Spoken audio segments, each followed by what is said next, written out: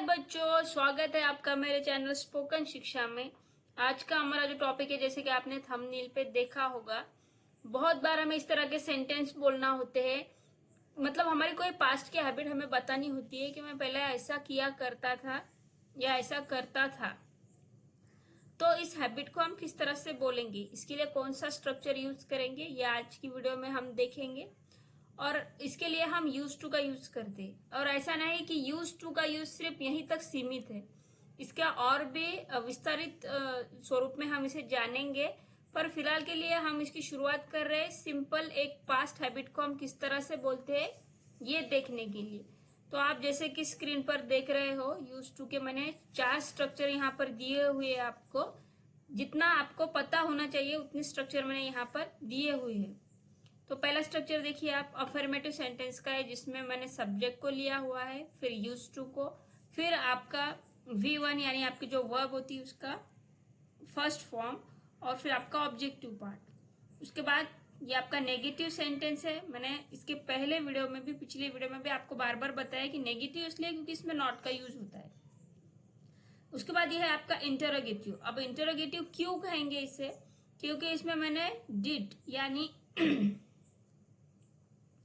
आपकी जो helping verb होती है, हम इंटरोगेटिव में कभी भी हेल्पिंग वर्ब को पहले लेते हैं, तो इसमें भी मैंने वही किया है, इसलिए इंटरोगेटिव। उसके बाद WH का यूज क्यों किया गया है, क्योंकि इसके पहले की वीडियो अगर आपने देखी होगी तो उसमें मैंने उसका यूज किस तरह होता है, किस सेंस के लिए होता है, इसके बारे में आपको मैंने इन्फॉर्मेशन दी हुई है।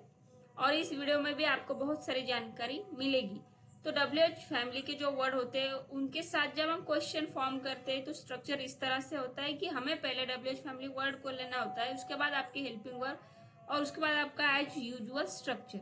ठीक है, अभी आपको कंफ्यूज होना नहीं है, क्योंकि जैसे आप शुरुआत में ही स्ट्रक्चर देख लेते हो तो आपको ये लगता है कि इसे याद करना फिर उसे यूज करके स्ट्रक्चर फॉर्म करना ये आपको बहुत ही कॉम्प्लिकेटेड लगता है। तो आपको कंफ्यूज होना नहीं है।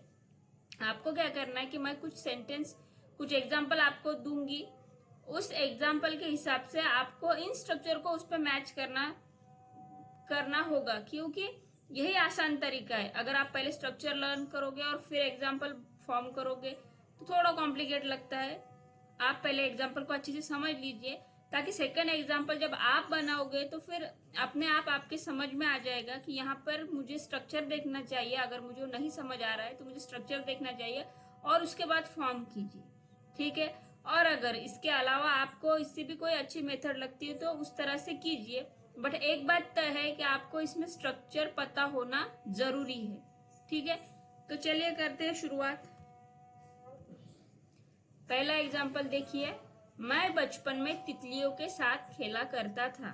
यानी मेरी कोई हैबिट है, मेरी कोई आदत है जो पास्ट की है, मेरा कोई काम है जो मैं पास्ट में किया करता था। तो उसे बताने के लिए हमने यहाँ पर यूज टू का यूज किया है। जैसे कि आप देखेंगे यहाँ पर, I use to play with butterflies. I use to play with butterflies यानी मैं तितलियों के साथ खेला करता था।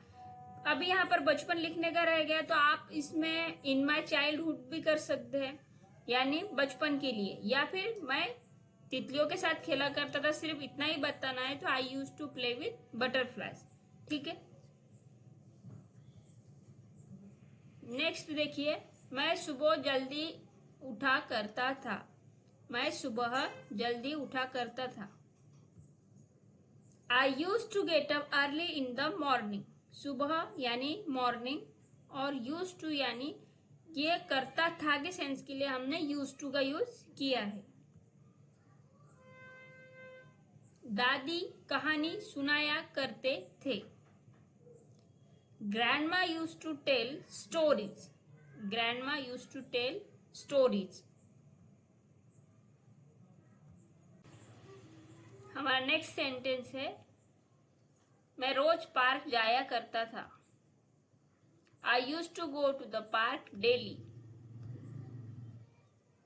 मैं फुटबॉल खेला करता था।